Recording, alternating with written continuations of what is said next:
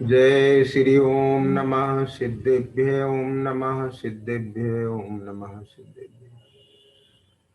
नमो अरहन्ताणं नमो सिद्धाणं नमो आयर्याणं नमो अध्यायाणं नमो लोये सवसानम्।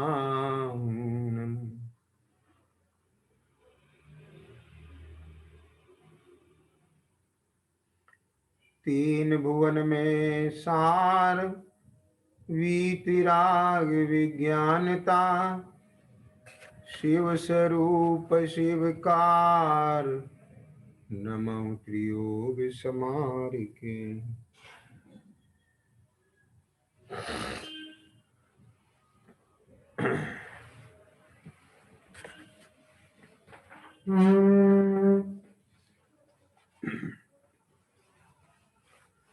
छैड़ाला जी के आधार से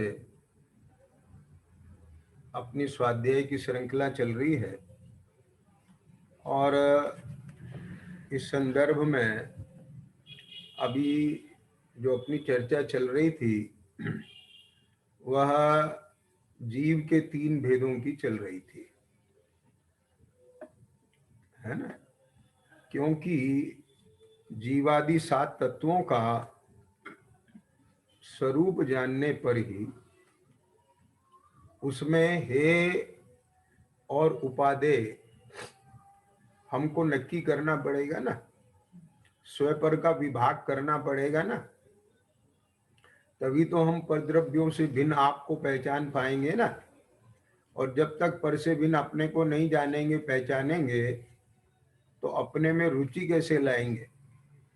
अपने को अपने रूप नहीं जानेंगे तो अपने में लीन कैसे होंगे।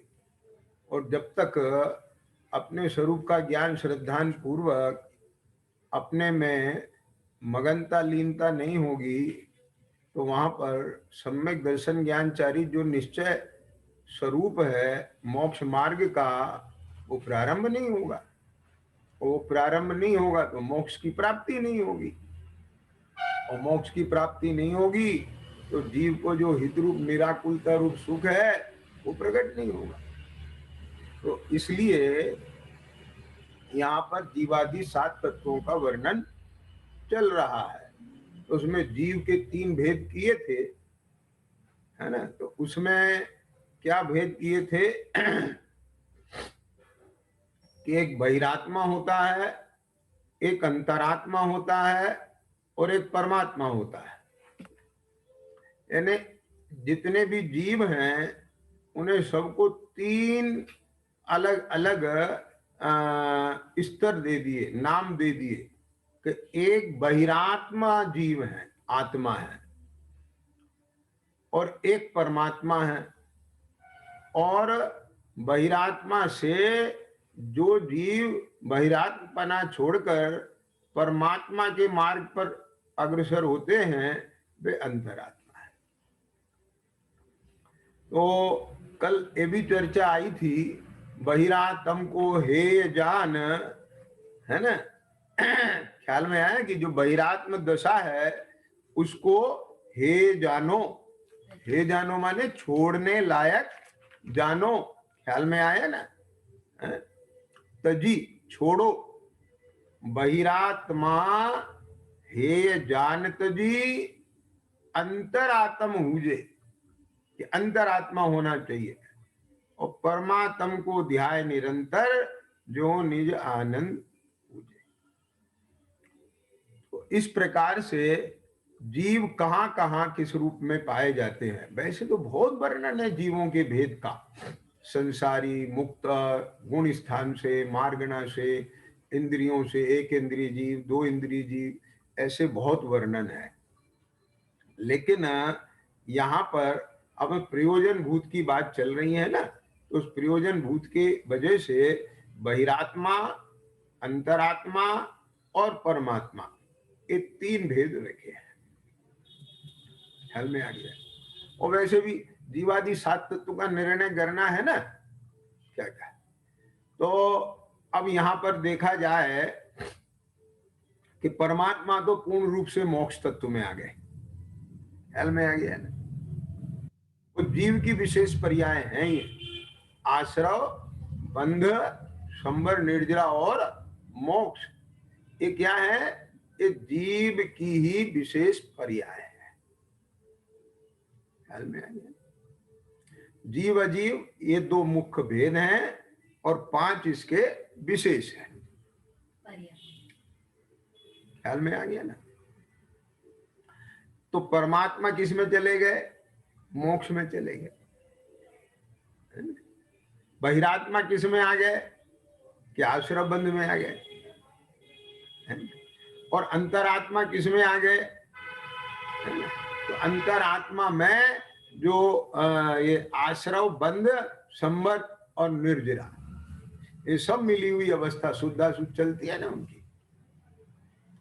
तो इस प्रकार से भी ये 3 जो बात आई है, बहिरात्मा, अंतरात्मा और परमात्मा, इनका स्वरूप जानना और स्वरूप जानने के बाद में हमें निरंतर परमात्मा दशा की तरफ उन्मुख होना चाहिए और अपने परमात्मा तत्व को जानना पहचानना चाहिए। ये सब चर्चा कल हो चुकी है।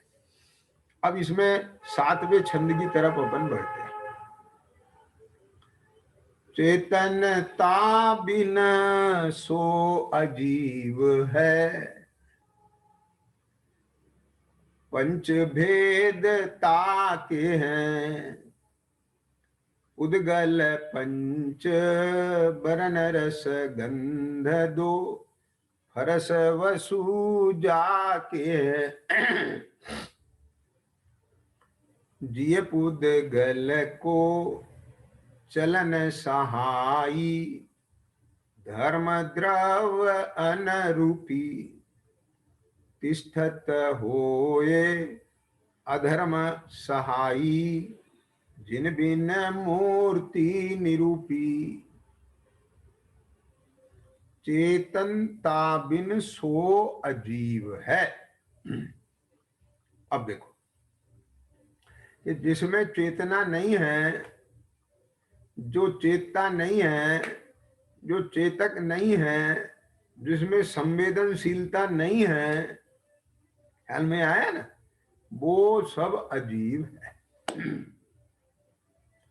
देखो आज बहुत सारी चीजें ऐसी आ गई हैं जो आर्टिफिशियल माइंड की तरह से काम करती है।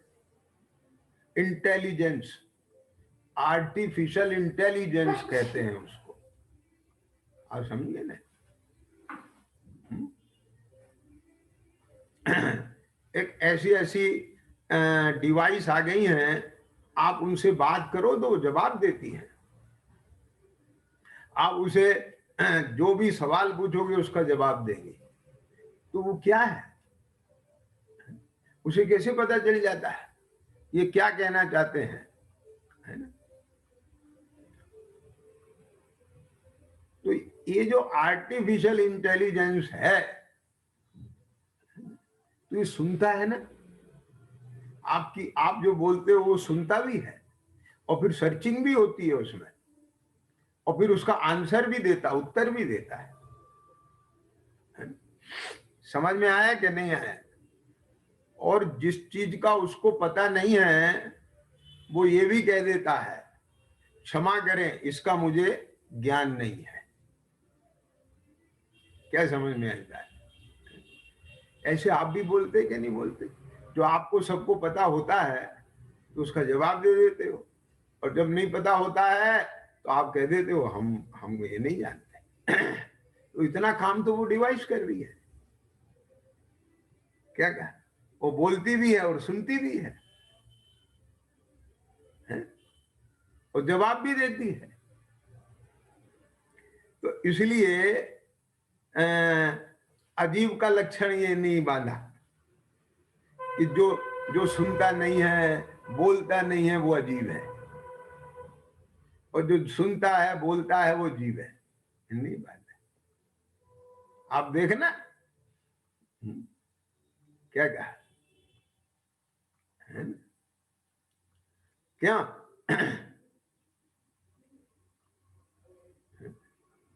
आप उसे बोलो कि हम फलानी स्तुति सुनना चाहते हैं, तो वो स्तुति चालू हो जाती है। आप उसे बोलो अभी क्या समय हुआ है, वो समय बता देता है। तो यानी ये इतना काम तो वो अजीब कर रहा है। क्या समझ में आ गई बात? तो उनने ये लक्षण नहीं डाला है अजीब का। क्या कहा? तो क्या लक्षण डाला अजीब का? चेतनता बिन सो अजीब है। ख्याल में आ गया? जिसमें चेतना नहीं है वो अजीब है। तो ये जो चेतनपना है वो क्या है? कि चेतन को है उपयोग रूप, बिन मूरत चिन्ह मूरत अनूप। तो चेतन का भी जो लक्षण दिया है वो उपयोग दिया है, दर्शन ज्ञान दिया है। ख्याल में आ गया ना? हमारा संवेदनशीलता है, वो अनुभूति स्वरूप है, उसमें वेदन है। तो उसमें दर्शनोपयोग ज्ञानोपयोग, दर्शन चेतना ज्ञान चेतना है। तो वो जो मैंने बोला जो डिवाइस है वो, उसमें ये उपयोग लक्षण नहीं है। तो इसलिए लक्षण वो बांधा जाएगा जो कभी भी किसी भी बात से खंडित ना हो सके।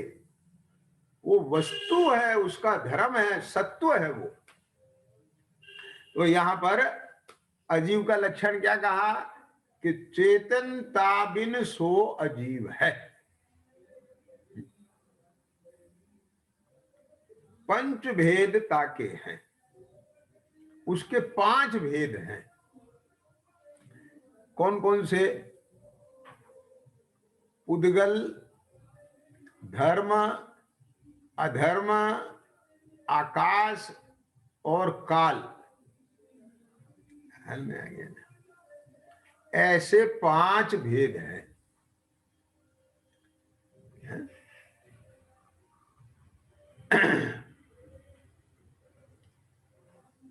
ख्याल में आ गया ना? तो ये क्या हो गए?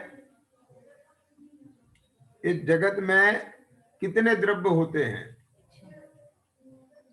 6 द्रव्य होते हैं। ये कौन कौन से? जीव, उद्गल, धर्म, अधर्म, आकाश, काल। तो उद्गल, नव धर्म, अधर्म, काल। ख्याल में आया ना? इनते न्यारी है जीव चाल। ख्याल में आया?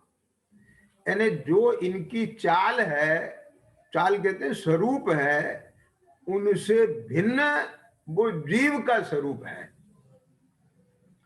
और हम हैं जीव। तो हम अजीव की चाल को कहीं अपनी चाल ना मान लें। सुनना बहुत ध्यान से। क्या कहा? अजीव की चाल को, अजीव के कार्य को अपना कार्य ना मान लें, इसके लिए सारी चीज बताई जा रही है।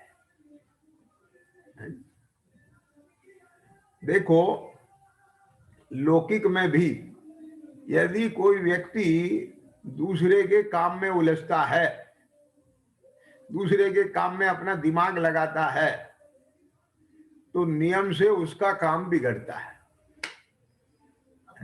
ये क्यों? कि वो अपना काम कब करेगा? अपने काम पर दिमाग लगाना चाहिए, मुख्यतः से अपना काम करना चाहिए। आप कहीं भी जाओ, सब अपना अपना काम करते हैं। आप बैंक में जाइए, सब जितने अलग अलग केबिन है वो सब अपना अपना काम करते हैं। किसी शोरूम दुकान पे जाते हो, वो सब अपना अपना काम करते हैं। क्या ख्याल में आया कि नहीं आया? सामान दिखाने वाला सामान दिखाता है, पैकिंग वाला पैकिंग करता है, पर्ची बनाने वाला पर्ची बनाता है, कैश लेने वाला कैश लेता है, सब अपना अपना करते हैं। अब वो एक अपना छोड़ के दूसरे में जाएंगे तो क्या होगा, सब बिगड़ जाएगा काम। तो जीव का भी तो कोई काम है। अब एक जीव अपनी सीमा में नहीं रहता, अपनी मर्यादा में नहीं रहता, क्योंकि ज्ञान वाला है ना, क्या कहा, तो ये दूसरे के काम को, होते हुए काम को अपना काम जानता है, उसमें एकत्व करता है, उसमें ममत्व करता है, उसका स्वामी बन जाता है, उसका कर्ता बन जाता है, फिर तद्जनित सुख दुख को भोगता है। आया समझ में के लिए? और क्या करेगा भाई? मैं आपसे पूछता हूं, मान लीजिए आपके पड़ोस में एक झोपड़ी में कोई परिवार रहता है, ठीक है कि नहीं? अब वहां रात दिन मरना जीना, गाली गलौज, लड़ाई झगड़ा, पुलिस थाने, कुछ भी होता रहता है, ठीक? तो आप अप्रभावित रहते हैं। लेकिन अगर आप उन्हें अपना परिवार जानने लग जाए, मानने लग जाए, उसके स्वामी बन जाए, उसके कर्ता बन जाए, तो क्या होगा, है ना? तो फिर वहां जो कुछ भी सुख दुख होगा, बोलो आपको उसका भोग होगा कि नहीं होगा? ये तो होगा। तो यहां पर ये जो 5 भेद वाला अजीव है, ये क्यों बता रहे हैं? वो इसलिए बता रहे हैं कि हे जीव, हे आत्मा, तू बहुत अच्छी तरह से समझते के चलना। एक क्या कि उद्गल क्या है, उद्गल कैसा है, उद्गल का गुण धर्म क्या है, समझ आया कि नहीं आया? समझ में आ रहा है ना? धर्म क्या है, अधर्म क्या है? धर्म माने वो मंदिर वाला धर्म नहीं जो सब कहते धर्म कर रहे हैं, वो धर्म अधर्म नहीं, पुण्य पाप वाला धर्म अधर्म नहीं है। ये धर्म नाम का एक द्रव्य है। जैसे जीव द्रव्य है, उद्गल द्रव्य है, ऐसे ही लोक में एक धर्म द्रव्य है, एक अधर्म द्रव्य है। ये भी अनादि अनंत है, इनकी सत्ता अलग है, स्वतंत्र। क्या समझ में आया? जैसे मैं, मुझ जीव की सत्ता अलग है, तुम जीव की सत्ता अलग है, तुम जीव की सत्ता अलग है, ये सब जीव दिखते हैं, उन सबकी सत्ता अलग अलग है ना। ऐसे अनंत जीव है, अक्षय अनंत, उससे अनंत गुने पुद्गल द्रव्य है। लेकिन धर्म अधर्म आकाश ये सब एक एक द्रव्य है। मतलब कि जो लोक है ना, ये क्या, लोकाकाश, लोक, इस पूरे लोक में वो एक ही द्रव्य व्याप्त है। अधर्म द्रव्य एक है, वो पूरे लोक में व्याप्त है। और आकाश द्रव्य भी एक है, लेकिन उसके 2 भेद किए। ख्याल में आया? एक लोकाकाश और अलोकाकाश। तो जहां जीवादि में जीव पुद्गल धर्म धर्म काल ये पाए जाएं, ये होते हैं, वो लोकाकाश। और उसके अलावा अनंत आकाश है, वहां केवल आकाश ही है बस। समझ में आ गया? इसलिए उसको कहा अलोकाकाश। वहां कोई ऐसा आकाश के 2 भेद नहीं है, बस महातक एक 6 द्रव्य है, तो इसलिए उसे लोक कहा, लोकाकाश। और उसके बाद अनंत आकाश है, उसे अलोकाकाश कहते हैं। तो जो सिद्ध भगवान है ना, वे भी इस लोकाकाश के बस छोर तक है वहां। तो अब ये नहीं समझना कि जो सिद्धालय है, सिद्ध भगवान है, उसके बाद कुछ नहीं है। उसके बाद उर्ध लोक की बात कर रहे हैं हम, अपने ऊपर। सिद्धालय से ऊपर भी अनंत आकाश है, जिसको अलोकाकाश कहते हैं। अब ये सब चर्चा क्रम से आएगी। तो अवन में क्या बात लेके चलने, देखो ये सारी चर्चा हमको यहाँ एक एक द्रव का स्वरूप भी जानना है, और आप में से अधिकांश लोग ये सब जानते होंगे, स्वाध्याय करते हैं ना, सुना पड़ा है बचपन से। तो मैं उसमें ज्यादा समय नहीं लगाऊंगा, कुछ सामान्य जानकारी और देने की कोशिश करूंगा। और चूंकि अपने को चर्चा का विषय है ये, तो बताना मेरी मजबूरी है। लेकिन मुख्यता जो होगी वो होगी उन द्रव्यों का स्वरूप बता के उससे भेद ज्ञान कैसे करना, और कहाँ कहाँ ये जीव आत्मा को उसमें मैं पने का और उनमें मैं पने का, माने अपने में उन्हें मिलाना और उनमें अपने को मिला के देखना, ये चीज समझ लो, है ना। वो कैसे लगता है, कैसे मानता है, अब हम वो सारी चर्चा इसके माध्यम से करेंगे। और फिर उनमें न्यारा न्यारा किस द्रव का कौन सा कार्य है ये जानने की चेष्टा करेंगे, ताकि अपने ज्ञान में ये सारी खतौनी अलग अलग आ सके, है ना, कि ये फला द्रव का काम है, ये फला द्रव का कारण है ना। और उनमें आपस में इसका कर्ता ये है, इसका कर्ता ये है, और परस्पर निमित्त नैमित्तिक संबंध है, कर्ता कर्म संबंध नहीं है। आगे समझ में कि नहीं आगे, तो ये सब जानेंगे। और वो सब जानेंगे तो उससे क्या होगा कि अपने माथे का भार हल्का होगा, अज्ञान मिटेगा, भ्रम मिटेगा, है ना। और उनके प्रति जो प्रणमाने की बुद्धि है वो बुद्धि मिटेगी, स्वामित्व है वो स्वामित्व मिटेगा, एकत्व है वो एकत्व मिटेगा, कर्तृत्व है वो कर्तृत्व मिटेगा, भोक्तत्व है वो मिटेगा। समझ में आया कि नहीं आया। और जितना भी अपना अपनी ऊर्जा अपना उपयोग है ना वो उधर लगता है, करते हैं, वह परिणमन है उनका, और दिमाग अपना लगता है, ख्याल में आया ना, उपयोग अपना लगता है। और फिर तो संबंधी सुख दुख के भोग में अपना उपयोग लगता है।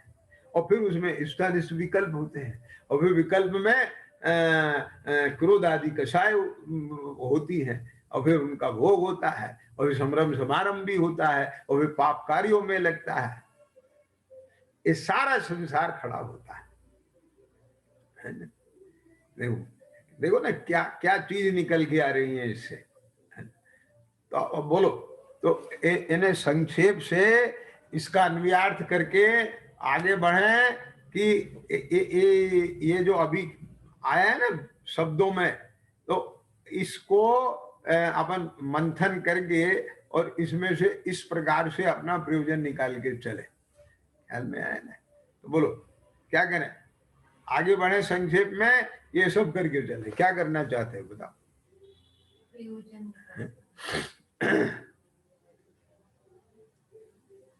कुछ ना कुछ तो प्रयोजन है इनका, जो उन्होंने लिखा सब कुछ। हाँ, ये सब जो वर्णन आया है तो इसका प्रयोजन तो है ही है, ख्याल। और प्रयोजन निकालना ही है कि नहीं निकालना है, तो अब बोलो, है ना, मैं तो निकालूंगा, ख्याल में आ गया।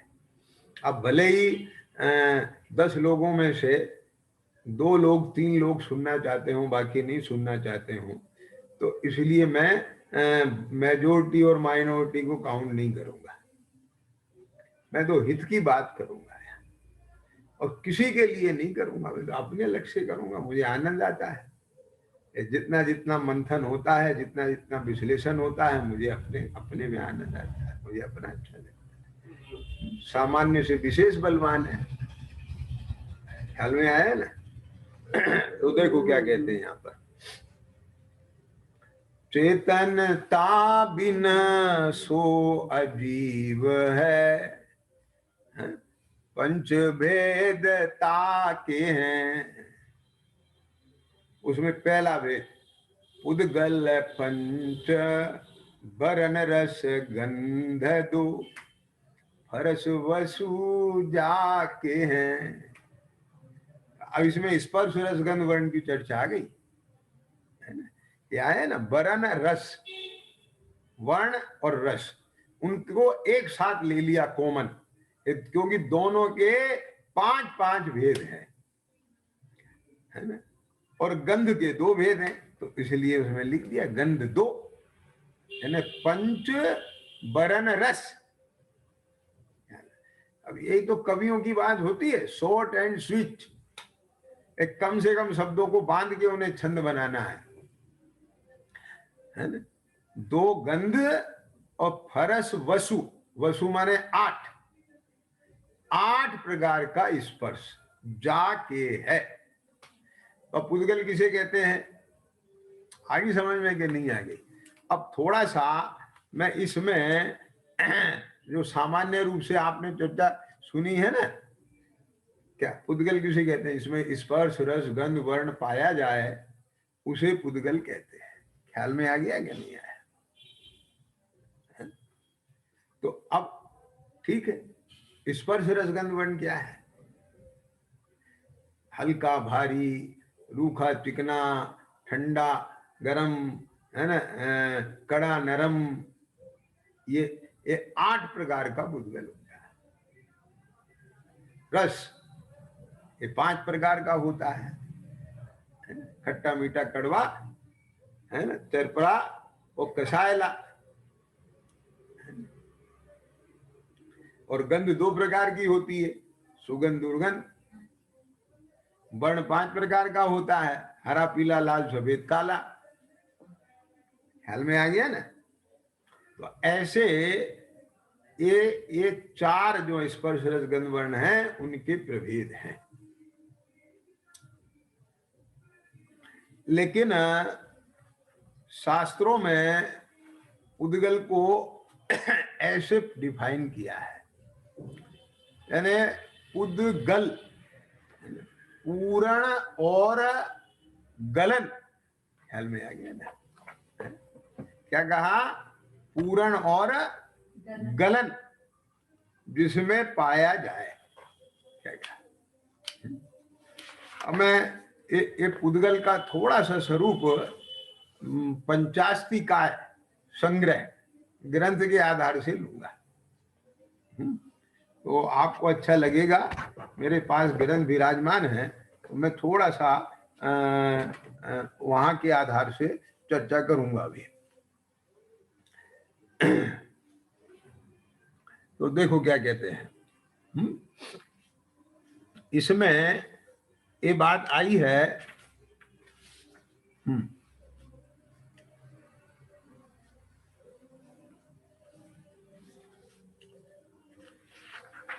75 नंबर की गाथा है।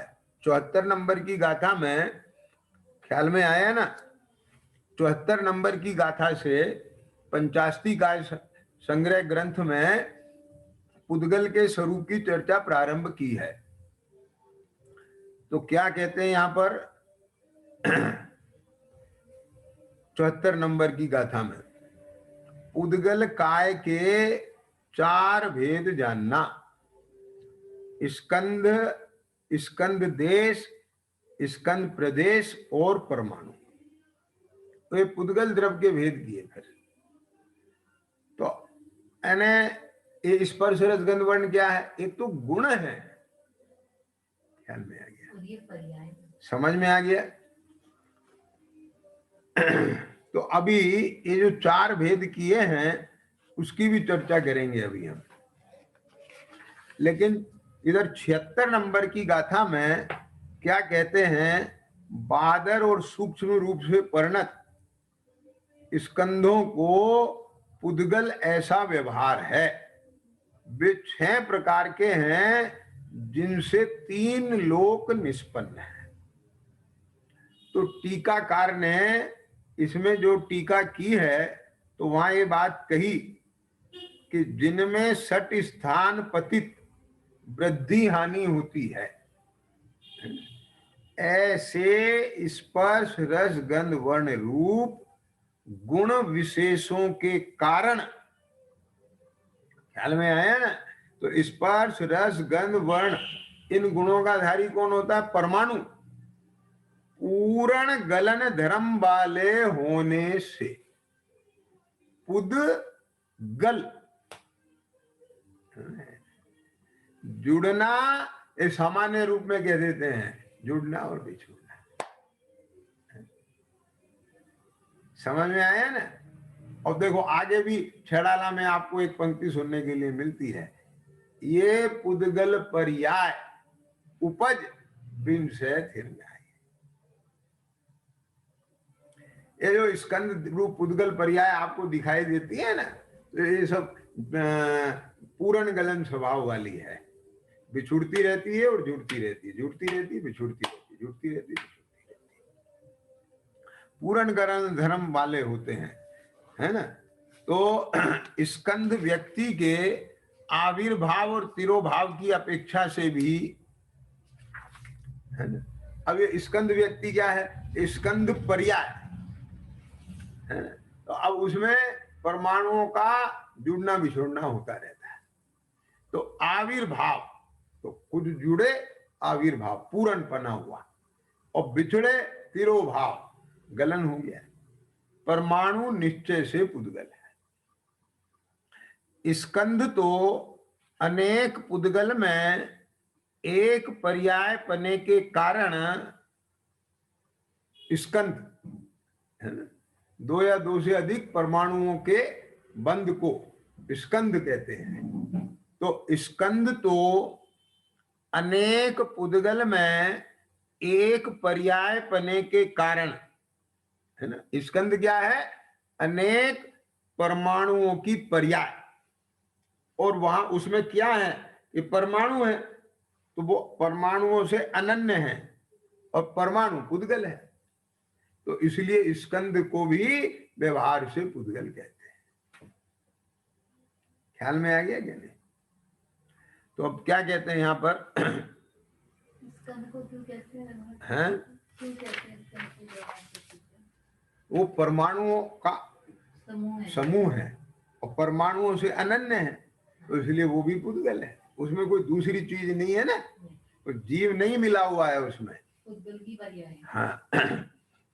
अब देखो, अब जो मैंने आपको 75 नंबर की गाथा बताई थी कि सकल समस्त वह स्कंद है, उसके अर्ध को देश कहते हैं, अर्ध का अर्ध वह प्रदेश है, और अविभागी वह सचमुच परमाणु है।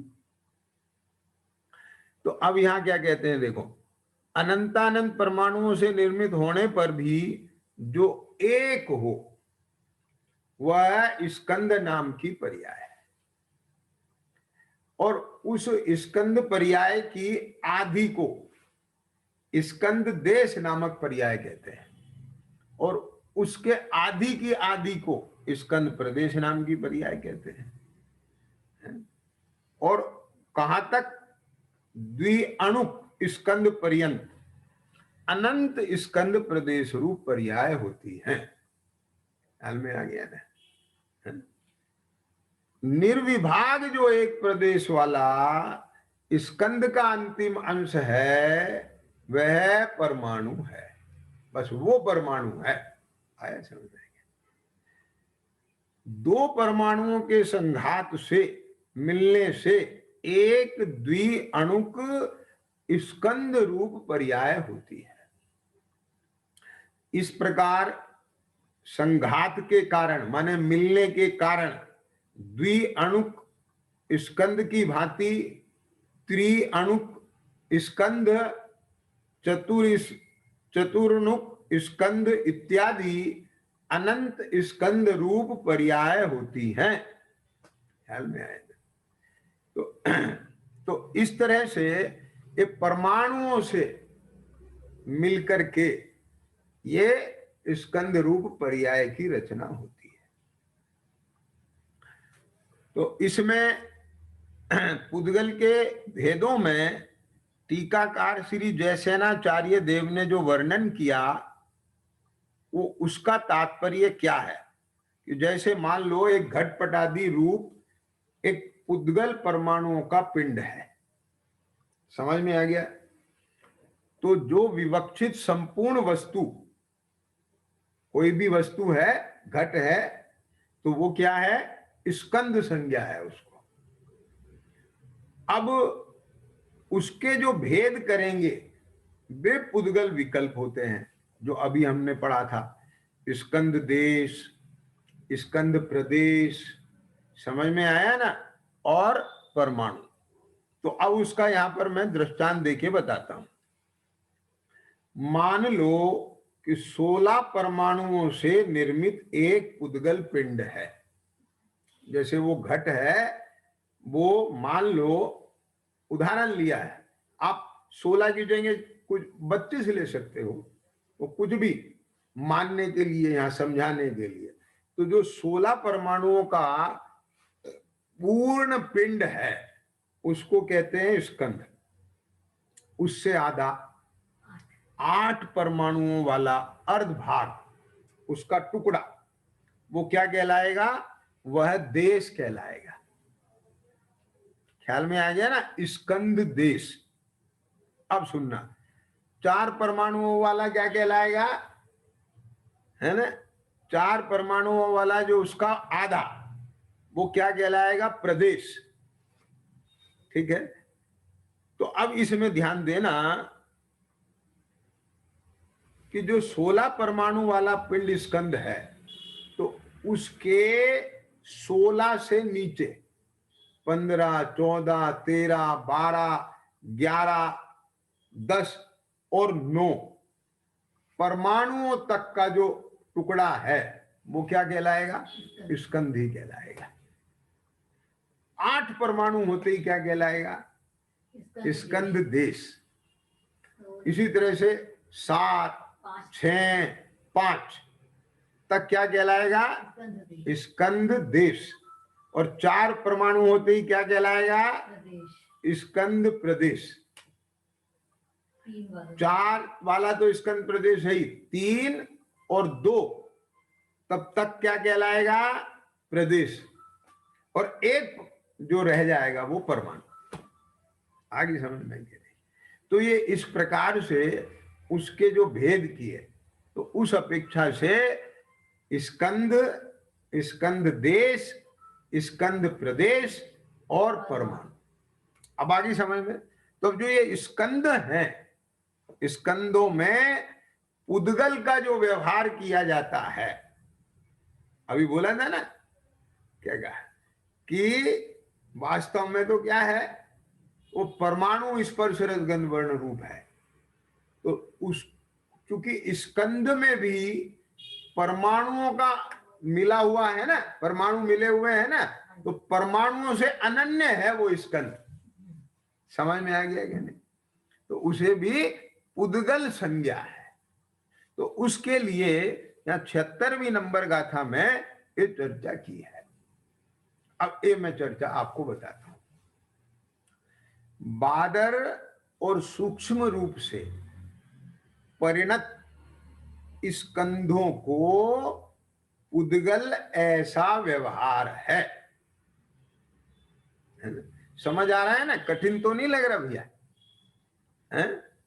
तो क्या कहते हैं, क्योंकि ग्रंथ शायद आपके पास नहीं होगा, पंचाशरी का है, लेकिन बहुत आराम आराम से बता रहा हूं मैं। बादर और सूक्ष्म रूप से परिणत स्कंधों को उद्गल ऐसा व्यवहार है। तो वो जो व्यवहार है वो 6 प्रकार के हैं। वो ख्याल में आ गया? जिनसे 3 लोक निष्पन्न है। आगे समझ में क्या नहीं है? तो वे 6 प्रकार कौन से हैं स्कंद के? बादर, बादर, बादर, बादर सूक्ष्म, सूक्ष्म बादर, सूक्ष्म और सूक्ष्म सूक्ष्म। क्या? बादर, बादर, बादर, बादर, बादर, बादर, सूक्ष्म, पहले आएगा बादर, बादर, हाँ, फिर बादर, फिर बादर सूक्ष्म, फिर सूक्ष्म बादर, फिर सूक्ष्म और सूक्ष्म सूक्ष्म। समझ में आ गई बात? जैसे मान लीजिए घड़ा है, ठीक है, कोई भी ऐसा पदार्थ है कि वो अगर टूट जाए तो अपने आप में नहीं जुड़ता। क्या बोला? समझ में आ गया? तो वो क्या कहलाएगा भैया? बादर बादर। ठीक है, घड़ा टूट गया तो ऐसे नहीं जुड़ता, है ना? कोई वस्तु आपके हाथ से छूटी, टूट गई, नहीं जुड़ती। ठीक। लेकिन दूध, घी, तेल, पानी, ये क्या चीज है? अलग अलग कर दो फिर मिलके एक हो जाती है। समझ में आ गया? तो छेदन करने के बाद भी वे स्वयं जुड़ जाती है, तो उन्हें कहते हैं बादर।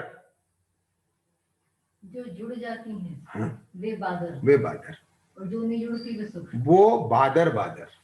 अच्छा, ठीक है। जो छेदन होने पर स्वयं ना जुड़ पाए ऐसा पदार्थ, वो क्या है? स्कंद। वो क्या है? बादर बादर। और जो स्वयं जुड़ जाए वो बादर। ठीक है। अब तीसरी कैटेगरी बताते हैं, छाया। समझ में आ गया?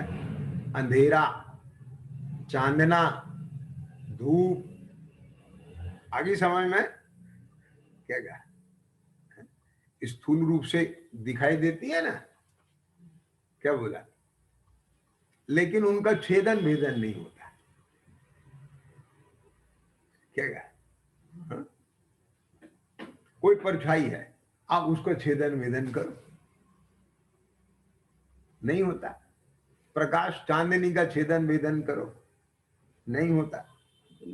ठीक है, हाथ से पकड़ो उसे, क्या समझ में आए? आप घड़े को पकड़ सकते हो, आप दूध, पानी, तेल, घी इसे पकड़ सकते हो। समझ में आ गया क्या? नहीं। लेकिन आप धूप को पकड़ो, हवा को पकड़ो। नहीं, आप उसी को पकड़ो, क्या कहते हैं? परछाई को पकड़ो, छाया को पकड़ो। ख्याल में आ गया ना? ग्रहण नहीं किया जाता, उसको कहते हैं बादर सूक्ष्म। तो तीन भेद हो गए, बादर बादर, बादर और बादर सूक्ष्म। तो घड़ा क्या हो गया? बादर बादर। घी, तेल, पानी क्या हो गया? बादर। और ये धूप, छां, चांदनी क्या हो गया? बादर सूक्ष्म। ठीक है ना? अब जैसे मान लो कुछ चीजें ऐसी होती है ना, कि स्पर्श, रस, गंध, वर्ण, शब्द ये सूक्ष्म है लेकिन स्थूल ज्ञात होते हैं। यानी आंख से तो दिखे नहीं, ख्याल में आ गया, लेकिन स्पर्श किया जा सके, जीभ से जिसका स्वाद लिया जा सके, नाक से सूंघा जा सके। जैसे कोई गैस है, आगे समझ में? आंख से तो नहीं दिखती, गंध से सब, यहाँ कुछ गैस लीक हो गई आपकी, भाई साहब, क्या बोला? आप रसोई में जाएं, किचन में, तो खुशबू से पता चलता है ना आपको गैस लीकेज हो दिखती नहीं है, लेकिन दिखती नहीं है। ठीक है, आंख से नहीं दिखती है ना। हाँ। कोई ध्वनि निकल रही है, आंख से नहीं दिखती, आंख से दिखती है, कान से सुनते। ध्वनि, आवाज, शब्द कान से सुनते हैं। उनको कहते हैं सूक्ष्म बादर। ख्याल में आ गया? और जो कर्म वर्गणाएं हैं, क्या उन्हें कहते हैं सूक्ष्म। ये इंद्रियों से ज्ञात नहीं होती, यानी सूक्ष्म बादर तक के जो स्कंद हैं उनका एहसास आप इंद्रियों से कर सकते हैं, और इंद्रिय ज्ञान के विषय है। यानी बादर बादर भी इंद्रिय ज्ञान का विषय है। बादर भी इंद्रिय ज्ञान का विषय है, बादर सूक्ष्म भी इंद्रिय ज्ञान का विषय है, ख्याल में आ गया ना।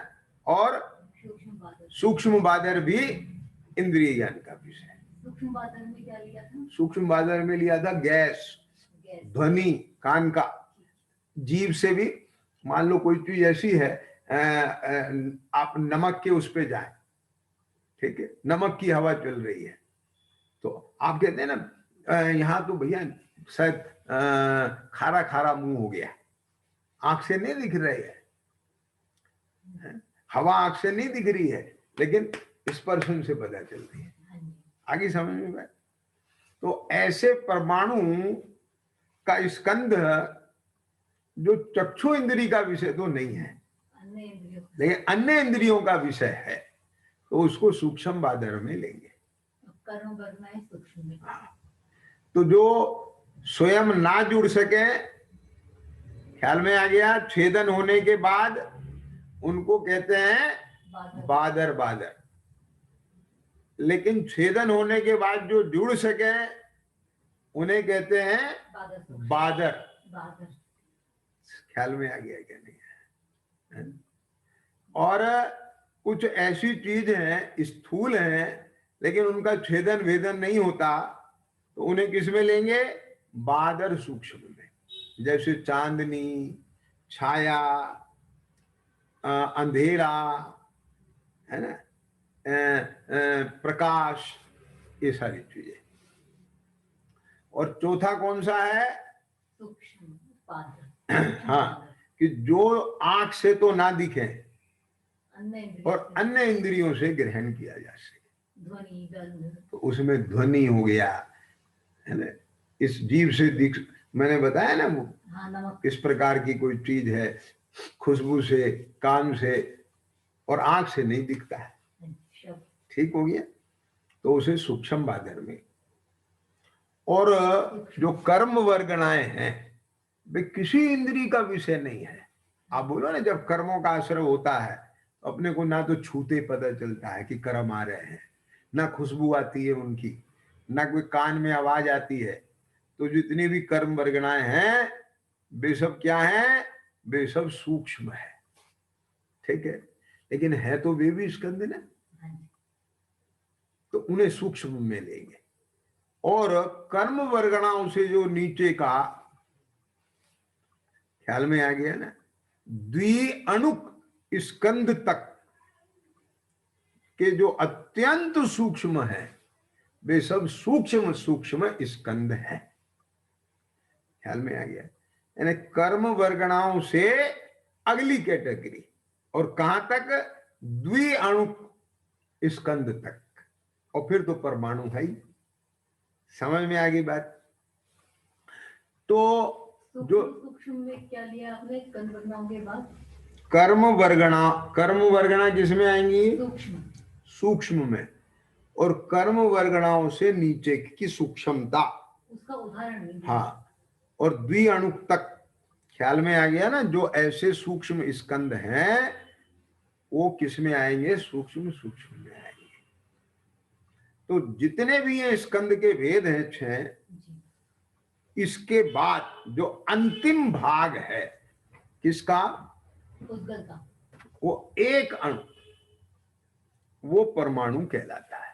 समझ में आ गया क्या नहीं आ गया? है? और इसके जो ये स्पर्श रस गंध वर्ण एक गुण है ना, तो वो क्या आएगा?